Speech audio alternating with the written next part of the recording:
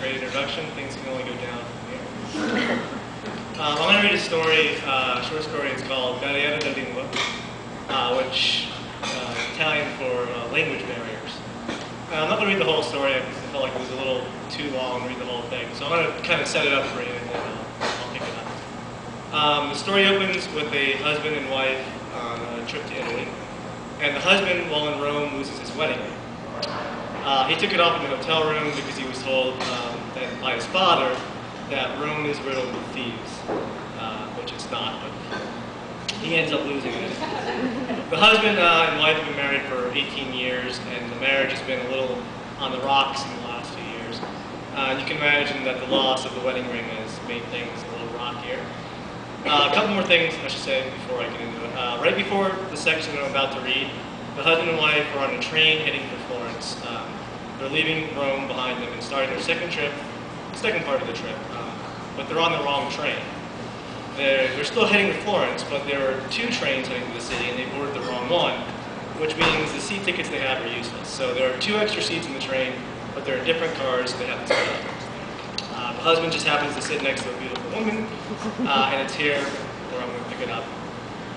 By the way, they're going to visit the narrator's sister, Lisa, who now lives in Florence, despite the fact that her father was completely against them for moving there. In fact, the father now calls Lisa Pat, which is short for expatriate. Okay, so a woman sits in the empty seat across from me, and so I nod hello to her in a strange mechanical way, and she's very beautiful. Her brown curly hair falls past her long, slender neck and drapes around her tiny shoulders. She has blue almond eyes. Buongiorno, she says. Buongiorno. Voleva la Firenze? Sì, I say. I have no idea what she said. Bianchi. We passed in the landscape as if our train were a loom, weaving quilts of green hilly land, rows of olive trees, speckles of crops poking from the ground. I picture my wife and myself living in a yellow stuccoed bungalow surrounded by olives. What a perfect place. No wonder Italians live so long. They drink, smoke, even eat, and still remain remarkably healthy into old age. The woman sitting in front of me on the train orders coffee and biscotti from the attendant. I order the same. Coffee and biscotti, I say, and the woman looks delighted. You're American, she says, in an American accent. You're American, I say. I'm from Syracuse. The attendant leaves us alone, bumping his way down the aisle. The woman's name is Gail. She's a veterinarian, and I pull the old joke, oh, which war? Out of my hat. She laughs, probably out of courtesy, and she asks if I'm here with anyone. My wife, I tell her. Oh, she says. She looks down at her small white paper coffee cup and the biscotti crumbs in her napkin, which she has managed to tear in small pieces. I lost my ring, I say, showing her my left hand, back in Rome. Back in Rome, I took it off 1 minute, and the next minute it was gone. She smiles and says, well, it's just a ring. The woman and I converse on and off for the entire ride, and despite the fact that I told her I'm married, she gives me clues that she finds me interesting. For instance, she's listening to me. Also, she's talking to me. 2 things most women don't do in my presence. But the big clue is the phone number scrawled on a bit of napkin that she leaves behind, something I don't even notice until she's up and left during boarding. The gray cobbled roads of Florence can be hard on the feet after a long day of walking, especially when barely a word has been spoken between 2 people.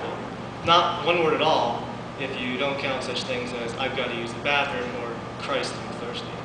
But the silence will definitely break by tomorrow morning, as this is when we're supposed to meet my sister.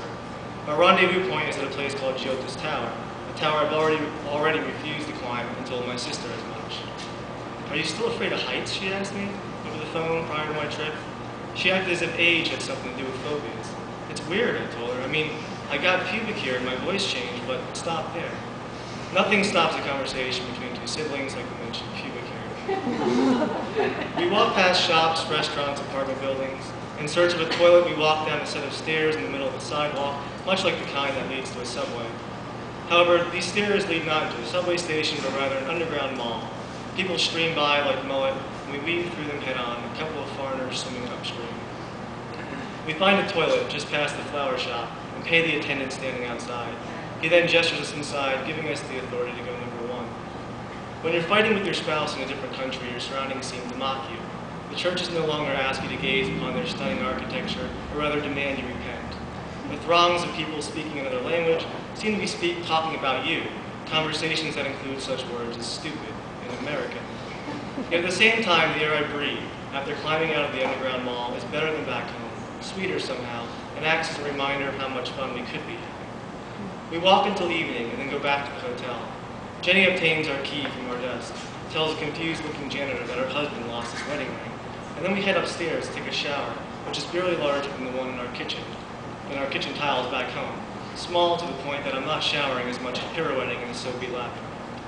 And then we throw ourselves out into the streets of Venice, of Florence, where the nighttime air seems even sweeter. Jenny herself seems lighter now, and I think how just as lights are programmed to shine at night, so too do we. You mumbled again, Jenny says. Her tone is like an old friend. Just now? Last night, about your mom. You were apologizing. Apologizing? You asked her why she was sitting under the tree. Maybe you weren't apologizing. Maybe consoling? Sometimes they're the same thing, I tell her. And I can hear my father's version of what I just said. Sometimes they're the same thing.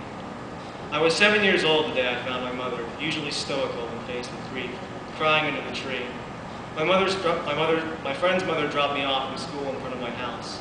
My mother's car sat in the driveway with the front door open, as if she had been in too much of a rush to close it. The car was off, but the keys were still in the ignition. I didn't know about the keys from looking inside, but rather because the automated voice was telling me the door is ajar. The door is ajar. After searching for her in the house, I found her in the backyard. She sat Indian style, back against the live oak. She kept repeating, I can't do it, I can't do it. I told her about the door, how it was ajar. She told me I was going to have a brother or sister. Here's what I found out much later in life, while in college. My father wasn't jumping for joy about having another child because of financial reasons. So he told my mother that there was only one thing they could do. He wrote down the number of a clinic. My mother agreed that they weren't quite ready for a second child yet, until she got to the clinic. Despite that, Lisa immediately became my father's favorite.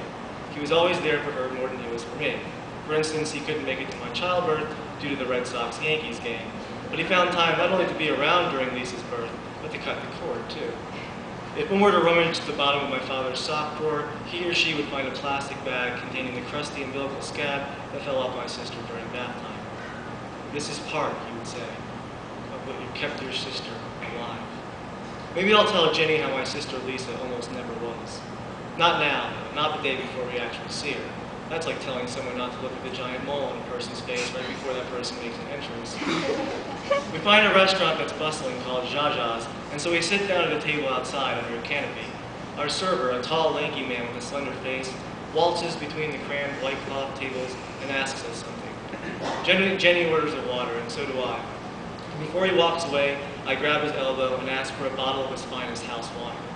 So long, I tell him, as I know this will be the last we see of him for a good 15 minutes. Eating, my wife and I have learned, is an event in Italy. At our first dining experience back in Rome, we finished off our tiramisu and waited full-bellied for our check. And we waited and waited. A couple who had arrived after us stood up, brushed crumbs off of themselves, and left. I raised my hand a number of times, catching the attention of our waiter, and he smiled, nodded, and walked into what I assumed was the kitchen, his hand in his apron pocket. I felt sure that my wave was interpreted correctly, until he popped out of the swinging kitchen door and sat down at the far end of the bar. What we've got here, I told my wife, is failure to communicate. We eventually learned that the phrase, "del canto por favore," or "the bill, please," was not only recommended, but mandatory for wrapping things up with your waiter. Maybe my sister told me this and I just forgot. My sister was very thorough when she informed me about Italy. At least she sounded thorough. She talked a lot and used big words, but I've always had trouble retaining information when it's given to me over the phone. It's as if the words are being cut in spaghetti when they pour out of those little holes in the receiver. My brain can't mold them back together. "Are you writing all this down?" my sister had asked. "Yes," I told her, as I looked down at the doodle of an elephant I had drawn, except the tusks were little curly cubes. Our waiter still isn't back, and it's been, by my watch, nearly 15 minutes. My wife is looking at me as if she has asked me a question and is waiting for an answer. "Well," she says. So yes, she has asked me a question. "Well, you know," I tell her. This is work in the past. She nods and turns to the person at the table next to us. "My husband," Jenny tells the stranger, "lost his wedding ring."